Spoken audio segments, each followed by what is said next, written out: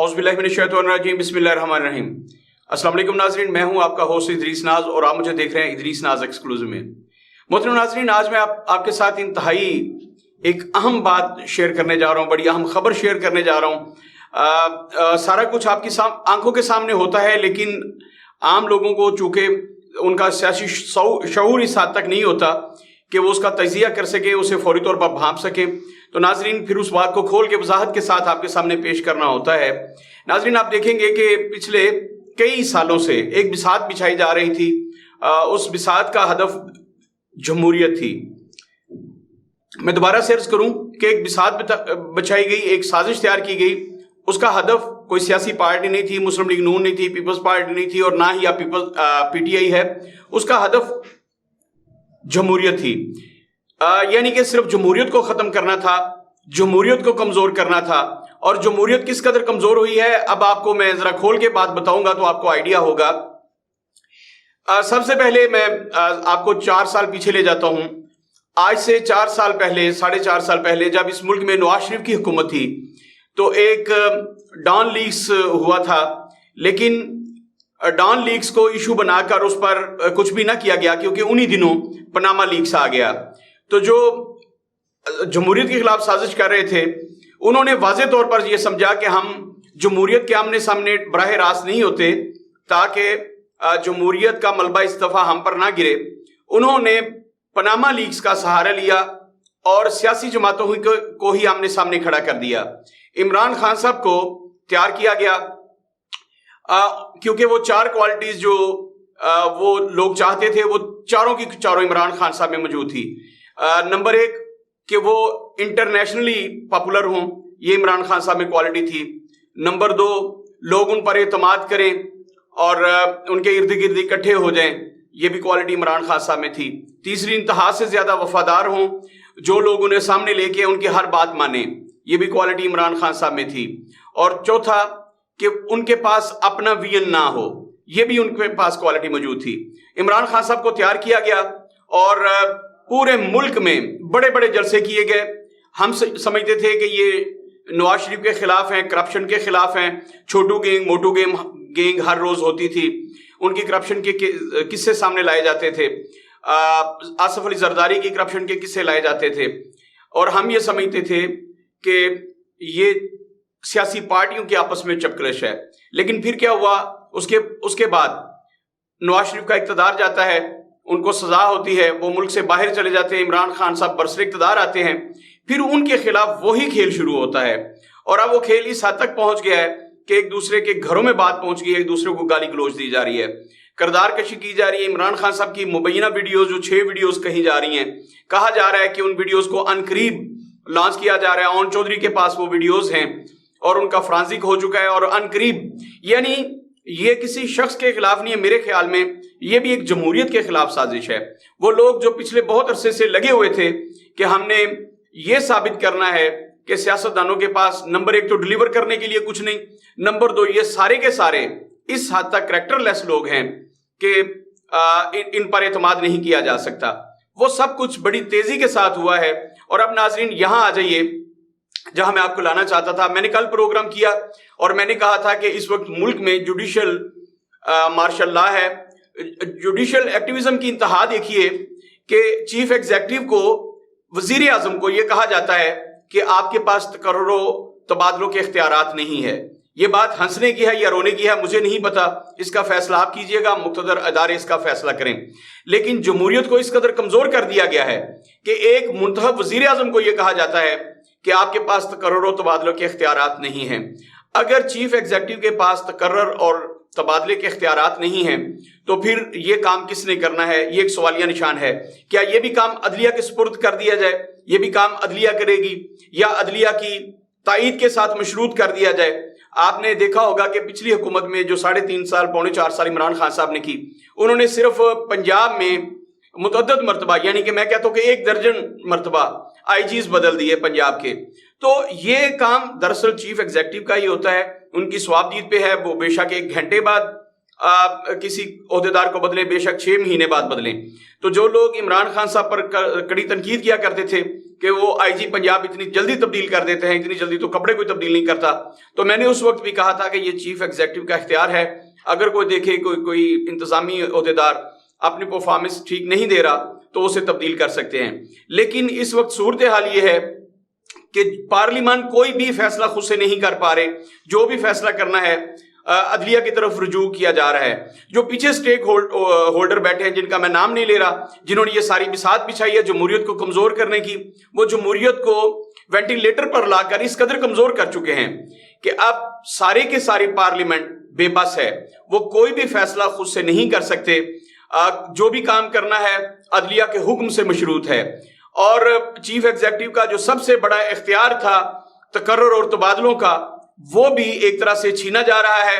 اور chief executive کو, شہباز شریف کو اتنا ڈرا دیا گیا ہے کہ آپ جو بھی تقرر اور تبادلے کریں گے ہم انہیں مسترد کر دیں گے, ان پر سٹے ہو جائے گا اور آپ سے پوچھا جائے گا کہ آپ نے یہ تقرر اور تبادلے کیوں کیے ہیں. ناظرین محترم, اس سارے کھیل کا اینڈ کیا ہے؟ دی گیم از اوور, یعنی جمہوریت کی بساط لپیٹی جا چکی ہے. اور اب جو لوگ یہ سمجھتے ہیں کہ جلد یا بدیر الیکشنز ہونے والے ہیں, میں ان سے سوال کرتا ہوں, اگر کل ہی الیکشن ہو جاتے عمران خان کی منشا کے مطابق, ان کی خواہش کے مطابق, تو کیا آنے والا چیف ایگزیکٹو اتنا مضبوط ہوگا کہ عدلیہ اس میں مداخلت نہیں کرے گی یا کوئی ادارہ اس میں مداخلت نہیں کرے گا اور وہ آسانی سے ڈیلیور کر پائے گا؟ یاد رکھیے گا, چیف ایگزیکٹو نے کوئی کام نہیں کرنا ہوتا. باقاعدہ جو حکومتی مشینری چلانی ہوتی ہے وہ انتظامیہ نے چلانی ہوتی ہے. چیف ایگزیکٹو باس ہوتے ہیں جنہوں نے احکامات دینے ہوتے ہیں, عمل درآمد اس مشینری نے کرنا ہوتا ہے. اور چیف ایگزیکٹو کو منع کر دیا گیا ہے کہ آپ اپنے کام کے بندے نہیں لا سکتے, جن کے ساتھ آپ ایزی محسوس کرتے ہیں, جن کے ساتھ آپ کنوینئنٹ ہیں, وہ بندے آپ اپوائنٹ نہیں کر سکتے. لہٰذا وہی بندے رہیں گے جو آپ کو ٹف ٹائم دیں گے. مطلب کیا کہ جمہوریت کو پوری طرح سے ناکام کرنا ہے. میں یہ بات بار بار عرض کر چکا ہوں کہ ہمارا کسی سیاسی پارٹی سے کوئی تعلق نہیں ہے. چیف ایگزیکٹو عمران خان ہوں, چیف ایگزیکٹو شہباز شریف ہوں, لیکن چیف ایگزیکٹو کو پورا موقع دیا جانا چاہیے کہ وہ پوری طاقت کے ساتھ, پوری انرجی کے ساتھ ڈلیور کریں, کام کریں. لیکن آپ دیکھیے کہ اس وقت صورتحال یہ ہے کہ شہباز شریف کو ہر طرح سے باؤنڈ کیا جا رہا ہے, پابند کیا جا رہا ہے کہ وہ پرفارم نہیں کر سکتے. وہ پابند ہیں عدلیہ کے, وہ پابند ہیں اداروں کے کہ وہ اپنے سے کچھ نہیں کر سکتے. لیکن فیلئر کی ساری ذمہ داری وہ چیف ایگزیکٹو پر ہوگی, وہ وزیر اعظم پر ہوگی. کسی طرح کا بھی فیلئر جو ہے اس کا ذمہ دار چیف ایگزیکٹو ہوگا. تو ناظرین, اس وقت صورتحال یہ ہے کہ جمہوریت وینٹیلیٹر پر ہے اور حالات اس طرف بڑھ رہے ہیں کہ سیاستدان آمنے سامنے ہیں اور انہیں سمجھ نہیں آ رہی. یاد رکھیے گا, میں نے بہت عرصہ پہلے ایک پروگرام میں کہا تھا, ایک قومی ٹی وی چینل کے پروگرام میں کہا تھا کہ اسٹیبلشمنٹ ہمیشہ 2 دھڑوں میں ہوتی ہے, 3 دھڑوں میں ہوتی ہے, لیکن یہ خود ایک پیج پر ہوتے ہیں.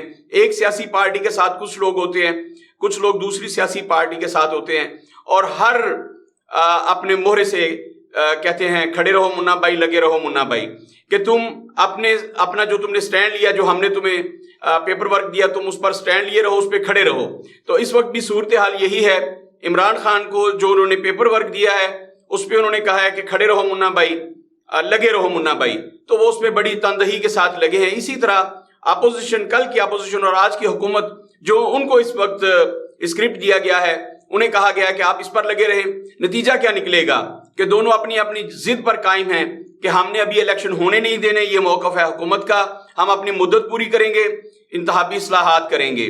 اور اس وقت کی اپوزیشن, جو کل کی حکومت تھی, عمران خان صاحب, ان کو یہ کہا گیا ہے کہ آپ نے فوری الیکشن سے کم کسی بات پر آنا ہی نہیں, اس کے لیے حالات کیسے بھی ہو جائیں. اور عمران خان صاحب نے کہہ دیا کہ میں 25 تاریخ سے لے کر 29 تاریخ کے درمیان کسی وقت بھی کال دے سکتا ہوں اسلام آباد کی. کیا اس کے بعد جمہوریت مضبوط رہے گی؟ میرا سوال یہ ہے. اگر ایسا ہوتا ہے تو یاد رکھیے گا, خان صاحب جو بھی ایکشن لیتے ہیں, جو بھی کارروائی کرتے ہیں, وہ اسلام آباد کی طرف لانگ مارچ کرتے ہیں, وہ اسلام آباد میں جا کے پھر 105 دن کا دھرنا دیتے ہیں, وہ جو بھی کرتے ہیں وہ حکومت کو گرا دیتے ہیں. یہ جمہوریت کی ناکامی ہوگی, جمہوریت کی کمزوری ہوگی, اور اس سے نہ تو کوئی ایک فرد کمزور ہوگا بلکہ پوری کی پوری جمہوریت کمزور ہوگی, جمہوری ادارہ کمزور ہوگا, پارلیمان کی بے توقیری ہوگی. میں بار بار کہہ رہا ہوں کہ اس وقت منتخب نمائندوں کی کوئی عزت نہیں ہے. لوٹے لوٹے کہہ کے, اور ان کو غدار غدار کہہ کے, بکاؤ مال کہہ کے, پھر ان کی کردار کشی تک آگے, مطلب یہ کہ وہ کریکٹر لیس لوگ ہیں. آپ دیکھیے اس وقت ہمارے ملک میں जितनी बेतुकीरी सियासतदानों की हुई है किसी और की नहीं हो रही। सारे के सारे सियासतदान करप्ट हैं, बदउनवान हैं, सारे के सारे सियासतदान गद्दार हैं और सारे के सियासतदान लोटे हैं, सारे के सारे सियासतदान जो हैं कैरेक्टरलेस हैं। ये सब कुछ हो रहा है और ये कौन कर रहा है? सियासतदान एक दूसरे के लिए कर रहे हैं, लेकिन उन बेचारों को इस बात की समझ ही नहीं आ रही, उनके पास ये इदराक ही नहीं है कि जिन लोगों ने ये सारा ड्रामा लिखा है, जो स्क्रिप्ट तैयार किया है, जिसके स्क्रिप्ट के मुताबिक वो काम कर रहे हैं, उनका एक ही हदफ है कि इन्हीं के जरिए से जमहूरियत को इतना कमजोर कर दिया जाए कि बाद में उसे दफन करने में पूरी आसानी हो। मैं फिर से अर्ज करूं कि जमहूरियत इस वक्त वेंटिलेटर पे है, आखिरी सांसें ले रही है, लेकिन हमारे सियासतदानों को इस चीज की समझ नहीं आ रही और वो वक्त करीब है जब जमहूरियत पर फातिहा खानी करने के लिए इन्ना लिल्लाहि व इन्ना इलैहि राजिऊन कहने के लिए भी कोई नहीं होगा, क्योंकि जिन लोगों ने जमहूरियत पर फातिहा पढ़नी है, जिन लोगों ने इन्ना लिल्लाहि व इन्ना इलैहि राजिऊन पढ़नी है, वो सारे के सारे उस वक्त जमहूरियत की बिसात लपेटे जाने पर मिठाइयां बांट रहे होंगे, भंगड़े डाल रहे होंगे, ढोल की थाप पर रक्स कर रहे होंगे और कोई नया डिक्टेटर इस मुल्क में आके टीवी पर खिताब कर रहा होगा कि मेरे हमवतनों, आज फिर मैं आपके पास आ गया हूं और हम बड़ा कड़ा एहतसाब करेंगे, हम ये करेंगे वो करेंगे। मोहतरम नाज़रीन, मैं हमेशा से बाद में आपसे मुखातिब होता हूं और मैं कहता हूं कि आप इस साजिश को भांपिए। ये साजिश आपकी पार्टी के खिलाफ नहीं है, आपके मुखालिफ लीडर के खिलाफ नहीं है, ये साजिश जमहूरियत के खिलाफ है। जमहूरियत की बिसात बड़ी तेजी के साथ लपेटी जा रही है और आप और मैं जानते हुए या ना जानते हुए इसका हिस्सा बन रहे हैं। हमें अपना अपना रोल प्ले करना है इस मुल्क में। अगर हम जमहूरियत से मोहब्बत करते हैं, अपनी पार्टी से मोहब्बत करते हैं, तो फिर आपको अपना अपना किरदार निभाना होगा। पार्टी लीडर्स को सियासी बसीरत का मुजाहरा करना होगा। वो इस इंतहा पे चले गए हैं कि वो अब एक पिच पे नहीं बैठ सकते, एक पेज पे इकट्ठे नहीं हो सकते, एक दूसरे की किरदार साजी एक दूसरे को क्रिटिसाइज करने में इस हद तक आगे चले गए हैं कि अब उनका एक पेज पर इकट्ठा होना, एक प्लेटफॉर्म पर इकट्ठा होना बहुत मुश्किल नजर आ रहा है।